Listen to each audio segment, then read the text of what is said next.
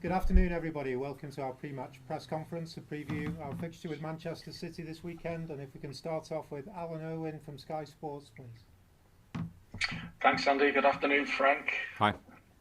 It's been a bit up and down for you, hasn't it, in the short period in charge? Have you had to lift the mood of the players this week in training at all following last weekend's defeat? Well, yes and no, because this is the Premier League and it's football, and I came into a situation knowing that it wouldn't be, plain sailing as such in terms of you're going to win games as a process. We're in that process, so we're certainly not going to get derailed from what we're working towards by results, because, as I say, it's very difficult to get results in this league. So no, players have been good, confident, positive, and we work towards the game tomorrow. A lot's already been said, Frank, about home form and the importance of it from now until the end of the season, of course. But given the current position, it's going to need a bit more than relying on just that, isn't it? Well, it always will do. In terms of our approach, we won't ever approach and isolate home games. It's a general way that we work, and whether we're playing at Goodison with the backing of our fans or away from home, it hasn't been good enough away from home all season. And there are things that I see that need to be improved on that front. But we have a lot of games to go, so I think we just need to, as I say, keep our heads down and working on the training pitch and trying to pick up results. And against Manchester City, there's a reason why they're top and they're the best team. So we have to understand that and go in and worry about ourselves and try and get a result. But there are a lot of games coming after this one too. They don't come much harder than Manchester City, as you're well aware. And after their defeat against Tottenham, obviously they're going to be desperate to get back onto winning ways. How do you approach it, a game against a side of this magnitude? Yeah, I mean, their winning record is incredible this season, as is Liverpool's, because they're still close behind them. But with Manchester City, even when they lose, there are sometimes reasons why they lose, and it generally doesn't look like a normal loss looks in terms of possession and chances, etc. So I'm not looking too much into the actual reaction off the back of Tottenham. I'm just taking them at face value. We have to be very organised. We have to be very aggressive and be prepared to put in the work-like performance it takes against Manchester City, and then take our opportunities to do positive things in the game when we have the ball. They generally they out-possession everybody, sometimes by quite a lot. So we have to have an understanding of how the game may look and just be ready on our part. You have beaten them before as a manager when you were at Chelsea, of course, got the better of Pep Guardiola. So is there a secret? Is there a certain way of doing it? No, I've had both experience against his teams of actually playing well and losing a game, playing not so well and winning a game, and then playing very well and beating us again. And I think it's hard to reflect on too much that's gone by us, and maybe some small things in my head from the previous games against them. But I'm at a new club and a new team, so it's a new, fresh approach from my point of view. Is this the perfect example then of using different styles, formation in the approach to games, or is that something you do in terms of every opposition anyway? Well, at the moment in my time here, I've been half of my decision on shape or formation has been made for me for injuries. We've had a lot of injuries that I walked into, important ones that happened straight away.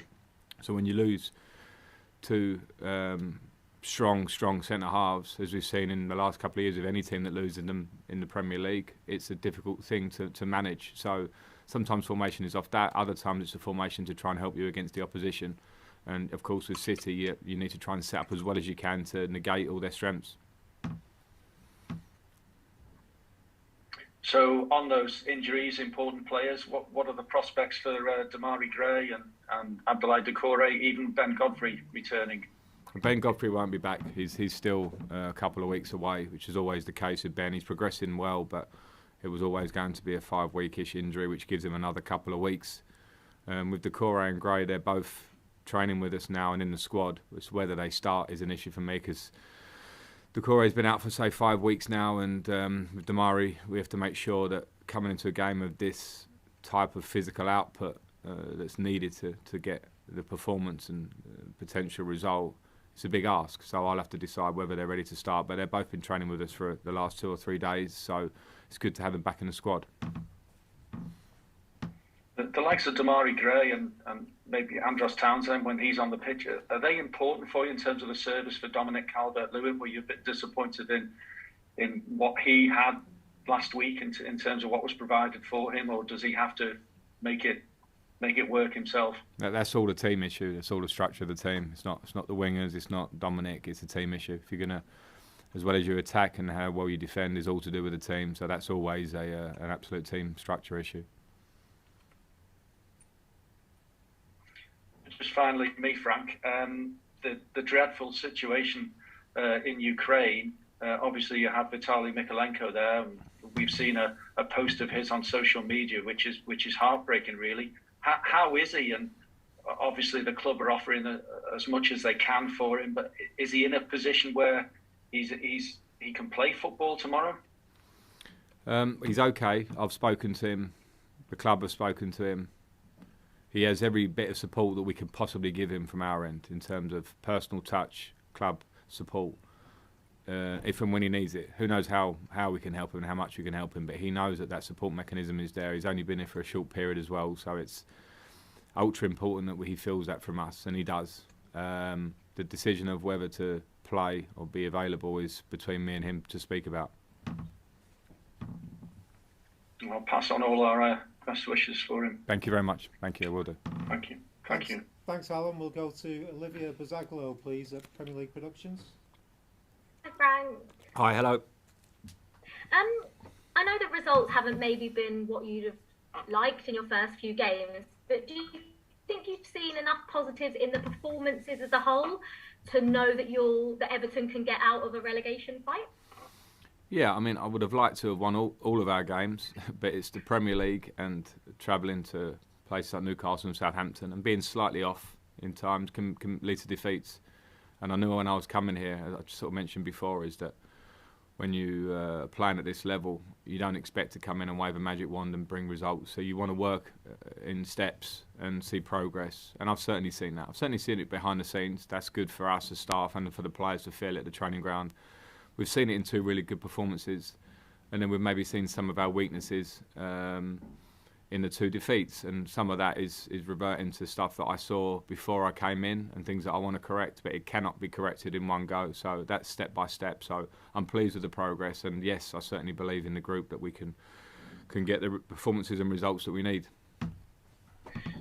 When you look back on that Spurs performance against Manchester City, I know Everton are going to play their own game, but is that when you look at that performance, is that the best way? Playing like that to beat Manchester City, solid defensively, and having someone like Dominic Calvert-Lewin, like Harry Kane did, to play such a big part? I think it's hard to absolutely say that with conviction. I think Tottenham defended very well, defended very organised, closed the distances. But having been a coach and a manager and a player for a long time, I've been in performances where we didn't play well. We defended deep. We got a victory, and everyone tells you after it's a masterclass in defending. It's not necessarily the case. So, as I say, Manchester City normally make things very difficult for you. I think whether you're going to defend high or low up the pitch, the main thing you have to be is together, and you have to be very active and very focused in the game. So, fair play to Tottenham for getting a result there. It's so difficult at the Etihad. But we have to approach it in our own way, and of course take some positives from performances you see previously. But yeah, we'll have our own style and preparation for the game, and the main thing is that players have focus and believe in themselves to get a result. And like you mentioned earlier, obviously this game is a huge game for both Everton and Manchester City. But in the situation that Everton are in, is it going to be games against teams around you that define your season, other than games against someone like Manchester City?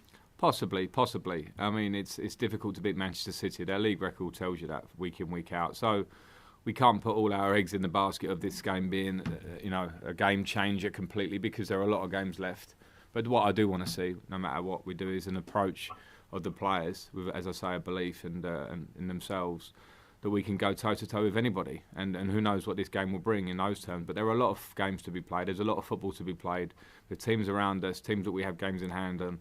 So we have to remain positive. This next game against Manchester City and then travelling to Tottenham are going to be difficult games. And I still won't change my mindset whether we manage to get positive results in both or not. There's a long way to go. Thank you very much, Frank. Good luck. Thanks a lot. Thank you. Thanks, Olivia. We'll go to Alistair McGowan at the BBC, please. Hi, Frank. I just wondered, obviously there's been a bit of a mix of results, home and away. Is that something that you've spoken to the players about in terms of why? And I know this has obviously happened with previous managers as well, where results tend to be better at Goodison as opposed to away from home. Yeah, I have spoken relatively briefly about it. Because it's an obvious thing that had to be addressed coming in. Our away record since early on in the season has been nowhere near good enough, and there's no point in making any bones about that. It's a fact. So that's something we have to address going forward, and it's some of it can be a mindset thing, and the more it goes on, the more players look at that mindset, and they maybe in difficult moments in games can have tougher times. So that's the first thing, and then of course the rest is about how we prepare for those games, plan for those games, and actually execute it and play. So we're at home tomorrow, and let's hope that we can give the fans a real reason to get behind us, as they have done in my 2 games, and to really good effect. And if we can get a positive result tomorrow, then great. And then the problems away from Goodison that we've been having are something I'm definitely wanting to address, and we'll take that one on. Just wanted to ask you the last question. You mentioned there about Michalenko and the Ukraine conflict at the minute. Obviously, there's a lot of talk as well about Roman Abramovich. USM have got a stake in Everton as well. I just wondered whether you had, as someone who's worked at Chelsea, whether you had any issues with Russian money being in English football. Well, no, I've always felt myself as at Chelsea for a long time. Signed there under Ken Bates. Signed for Chelsea Football Club, signed now for Everton, went to Manchester City, been at New York City. And I've always found myself to try and be a dedicated worker for the club that I work for in my game. And I know I can get where you're coming from. It's a very difficult question at the moment because of current events. But I'm certainly not going to be drawn on the politics of that for my time at Chelsea or my time at Everton now. I'm here to coach, I'm here to try and make this team better and work at this club. And that's not a question that I want to go and answer it. And if I'm really honest, some of it is, I like to speak about things that I'm absolutely clear on. If you ask me about Manchester City's possession or work off the ball, I'm absolutely clear on that. I'll give you an answer. And without dodging this question exactly, I'm not absolutely clear, so I would hate to give an answer. Okay, thanks, Frank. I appreciate that. Thank you. Thanks, Alistair. We'll go to Chris at Radio Merseyside, please. Hi, Frank. Hi.